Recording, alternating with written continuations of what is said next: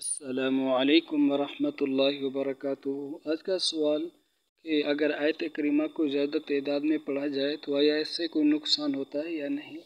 तो देखो दोस्तों, आयत करीमा का अमल ऐसा अमल है जो हल्लुल मुश्किलात के लिए इंतहाई मुफीद है। कोई भी मुश्किल, कोई भी मुसीबत हो तो उस वक्त अगर इसको पढ़ा जाए तो अल्लाह रब्बुल आलमीन की पाक ज़ात आसानी पैदा फरमा देती है। इसलिए बुज़ुर्गान दीन ने 1.25 बार पढ़ने का कहा है। कोई भी मुश्किल, कोई भी आफत मुसीबत आए, रिज़्क़ के हवाले से, बंदिश के हवाले से, किसी भी हवाले से, तो 1.25 बार पढ़ा जाए तो वो मुसीबत आफत टल जाती है। तो दोस्तों, इसके पढ़ने में किसी भी किस्म की कोई हर्ज, कोई भी नुकसान नहीं है। आप सब घर वाले पढ़ें, 10 अफराद बैठ के 20, 40, 50, 100, 150, 200 सब के सब 1.25 बार पढ़ें तो किसी भी किस्म का कोई नुकसान नहीं है।